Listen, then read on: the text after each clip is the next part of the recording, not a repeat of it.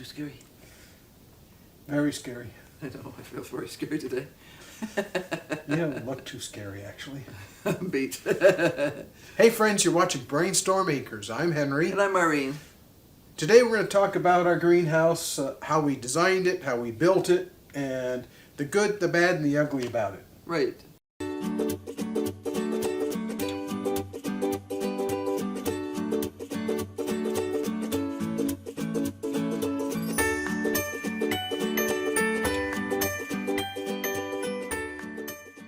We've been getting a whole stack of questions over the last, I think people are thinking in terms of growing now, so they're thinking greenhouse, and there's not, people want to know why we would bother, and all that kind of stuff, and yeah.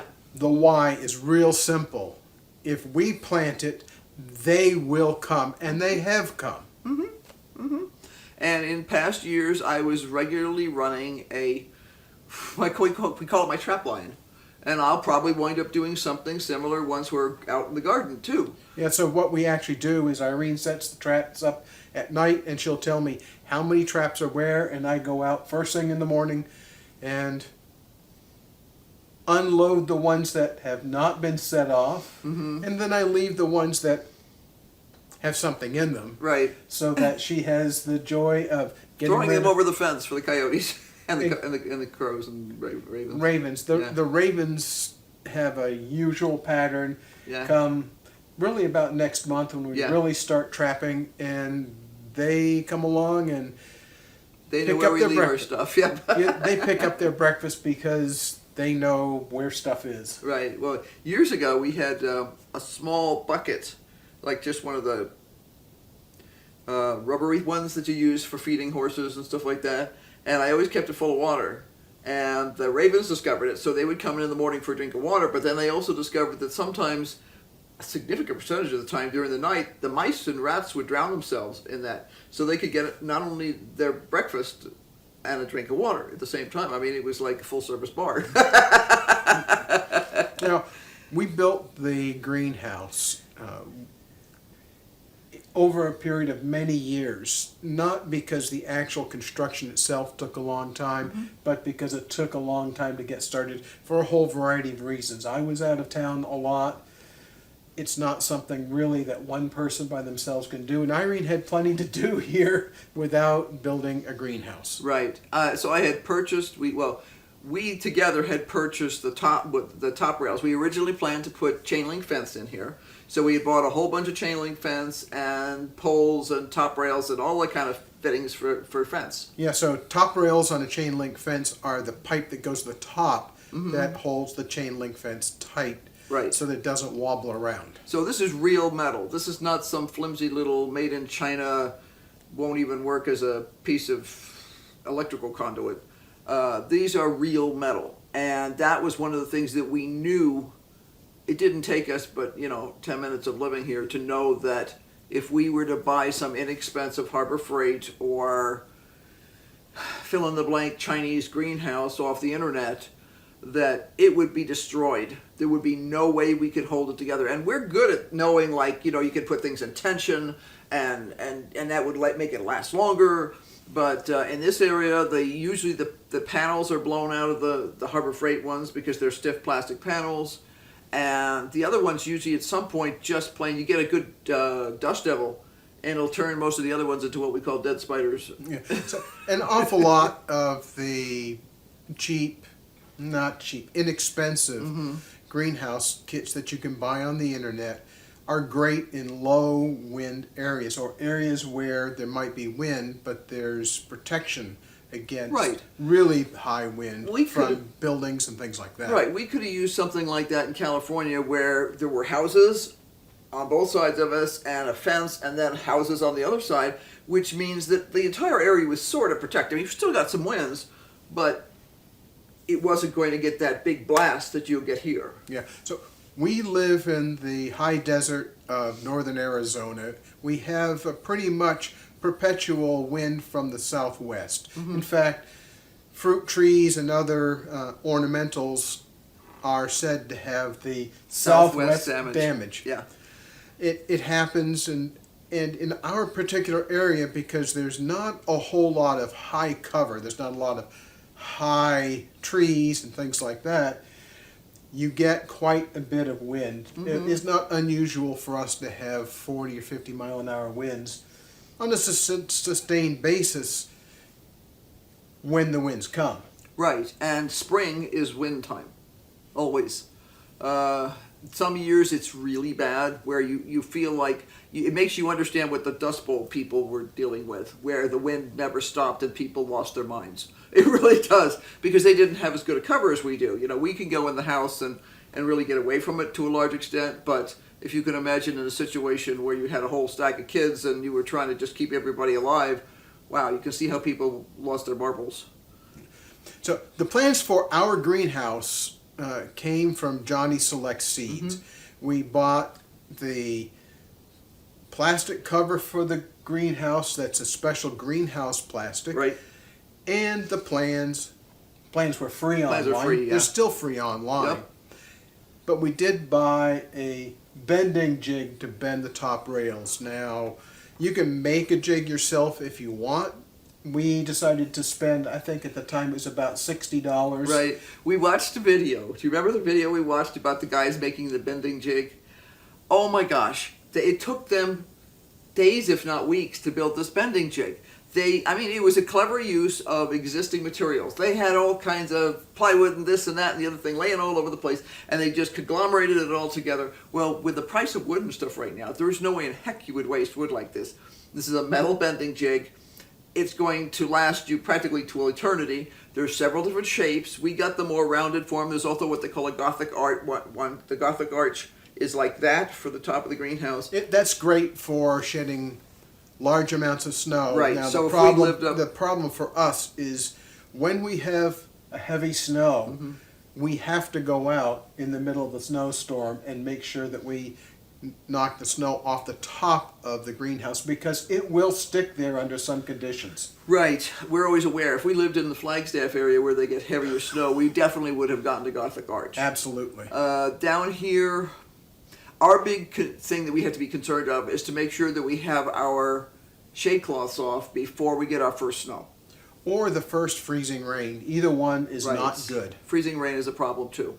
The nice thing about freezing rain is usually if you put a heater on in the greenhouse, it'll make enough heat, because the plastic transmits heat super easy, that you can get the stuff to slide off. But it is something we pay attention to. The whole concept of being able to build a greenhouse, walk away and come back 2 weeks later and find everything just hunky-dory dandy.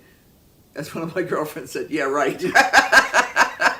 Now, when I built the greenhouse, I had the help of a friend. I had just finished the initial phases of my recovery from my car accident. I had some brain injury. I didn't think too well. My ability to follow a specific plan without it being written down in detail was pretty much non-existent. At the time, I didn't know it, but the pounding of the ground posts, those are the larger pieces of chain link fence posts that go into the ground. Every time I was pounding on those pipes, it was setting off migraine. So I would work for 20 minutes and I'd end up with a migraine. For 2 days. And then I was useless for a period of time. So our friend came over and helped, and we ended up deciding to go ahead and put some concrete around the end ground posts. That's the ones that go in the ground. And other than that, the ground posts are just driven into the ground as far as they can go. Now, sometimes that's only 6 inches because you hit big rock, and sometimes it's a foot because then you hit some rock. But it's basically put together the way that the Johnny's plans suggested. Now, what I did different and what I didn't do is I didn't level out the ground completely. Right. That is good and it's bad. The good part is that we have a natural slope, so that for the hydroponic system, we don't have to do anything special to get an appropriate slope on the tubes. But for things like benches, we have to make sure that we chalk up one end so that the beds are level, right, so that we don't have water filling the totes and the buckets and the other things that we use differentially. In other words, the water slide to one end and make that end really wet, and the other end would be kind of dry. Right. Building the greenhouse was, I think we took 4 days, more or less, excluding my time when I couldn't work, to build the frame. Mm-hmm. The two of us, as our friend and I, put the frame together pretty quickly. Mm-hmm. Bending the bows for each of the sections of the greenhouse was pretty simple. I attached the bending jig to our flatbed trailer, Mm-hmm.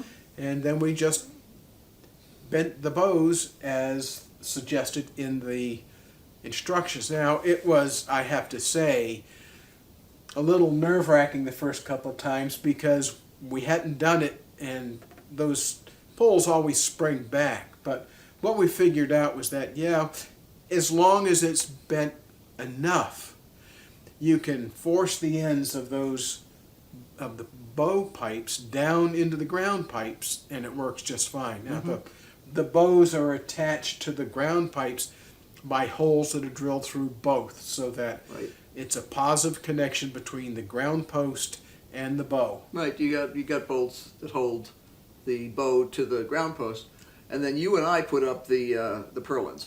And the purlin is simply a pole that runs the long way of the greenhouse and is attached by some special hangers. You could put these up by drilling through both poles, but it's a whole lot more convenient, a lot stiffer, Mm-hmm. and you can move the things around because keep in mind, there's give in this structure until you get it all bolted together. Right. And they weren't that ridiculously expensive. I had already bought a whole stack of them from Johnny's in anticipation. I mean, I had we had bought the fencing. I had bought the hangers and the plastic, and I just had them under cover. And so it was all ready to go. We did decide we needed a few more hangers, and we've continued to add some extra purlins because we wanted more stiffness. And also it's handy to have spots you could hang things from on the inside. Well, one of the things that we did was we ran a purlin right over the hydroponics section so that we have a place to put the reels that we attach the indeterminate tomatoes to, the strings to the tomato plants.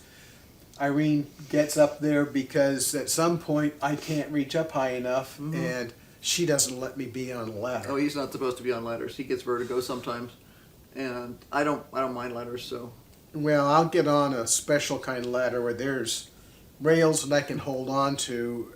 The vertigo is a consequence of my car injury. It's not going to go away. It's getting less bad, less intrusive. But it's not a big deal for me to go up there and do it. It's just a safer thing. Well, I've gone off a ladder twice, and I don't do it anymore. Right. I've gone off a ladder once, but that was a long time ago, and I don't want to do that again either.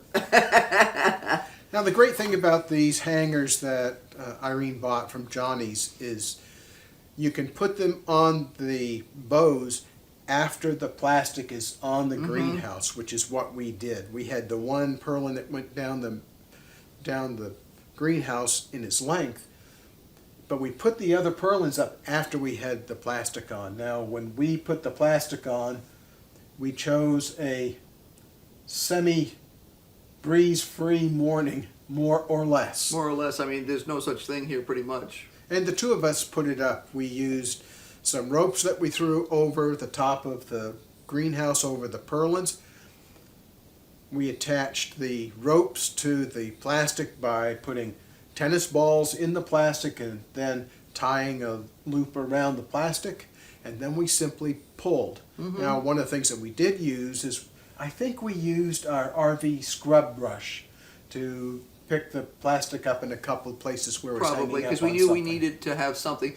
There were, we watched somebody just within the last couple of years here. They have a beautiful frame. I mean, it's a commercial greenhouse frame, and we've seen them recover it with plastic. And I want to say that plastic might have lasted as long as a month. I don't think it lasted that long. And I'm thinking to myself, okay, if they used real greenhouse plastic, properly installed greenhouse plastic should last you for about 5 years, unless you're getting the really expensive stuff, which has like a 10-year warranty. The Solar Wrap has a 10-year warranty. But You have to prep the whole thing. So what we did was we went over every join and every spot on the outside of that greenhouse first, and anything that we thought was a little too rough, we put tape on, duct tape. Right. Yeah, to make sure that there was no spot where it's going to, because plastic is going to flap at some point. No matter how tight you pull it, it's going to flap. Because we're a high wind area, we knew that was going to be an issue, and we have been extremely pleased with how well it has held up. Now, one of the things we did was we put up the channel that you insert wiggle wire into. Right. When we bought that, it was only available as aluminum extrusions, and they are pricey. Right. They weren't too bad when we bought them, the initial batch. Of course, they've got any aluminum is more expensive than it was a few years ago. I understand they now also make some in plastic, but I would prefer to always stick with aluminum because of our altitude. We're a high UV area, and the last thing I want is for the track that is holding my wiggle wire in place, which is holding my plastic on our greenhouse. I don't want that falling apart. So wiggle wire was the trick. We went with, you see people do all kinds of stuff. Oh, I'm going to put this batten on here, and I'm going to put this little trim, and I'm going to shoot nails through it, and I'm going to do this and that and the other thing. You can do that. We chose not to because we're in a high wind area. We went with the professional equipment. It wasn't that ridiculously expensive at the time. It is more expensive now, but show me something that is not more expensive now than 10 years ago. And I'm really glad we did, because it means when we need to put, say, shade cloth on the greenhouse, we just use those same tracks that has the wiggle wire in it, and we put the shade cloth in and another layer of wiggle wire on top. They're designed so that you can hold multiple layers of stuff. And that has been a total godsend. None of this trying to jury rig stuff in there with strings or this or that or the other. No, I don't like that. I don't like jury rig. It's not a good plan in our area. Yeah, we prefer permanent installations wherever we can.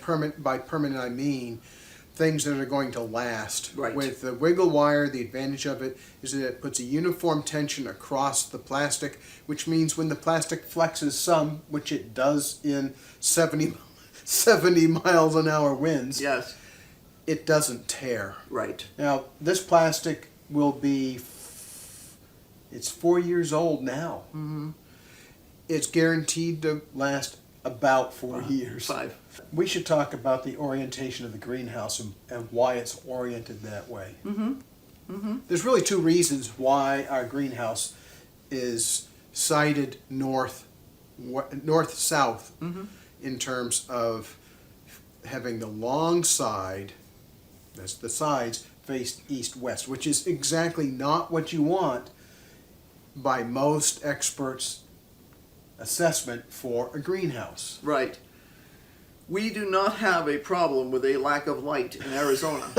At least not where we live. No. The number of sunny days, when you're looking at solar, they actually have charts that you can look at that will tell you how many sunny days you get. And that's used for calculating either the arrangement of windows and things for passive solar homes. It's also used for figuring out what kind of production you're going to get out of your solar panels, all that kind of stuff. And we knew by the time we were building that there were several things. We were looking at where we wanted to see it. I mean, this is our house, and we didn't want some ugly thing. Well, even if it's not ugly, we didn't want it to be... It's not a Victorian orangerie. It's not a beautiful, it is a professional working greenhouse. It's not artistic. It's not artistic at all. It's just functional. And we didn't want it where it would block the views from the house. We didn't want it where it would have no protection from anything. But we wanted it close at the same time. Yes, we didn't want to, because we thought about, geez, could we put it at the bottom of the orchard? We could. We could, and we still may do a different sort of greenhouse down there, but that's for a whole other set of reasons. It was like we were trying to make something that was fairly close to the house, but not so close that it was problematic, especially if we ever did decide to add on to the house. We didn't want to have to take the greenhouse down in order to do that. There was the proximity issue. There was where can you put it in that proximity issue. And then there was, no, we don't need to maximize our solar input to that greenhouse.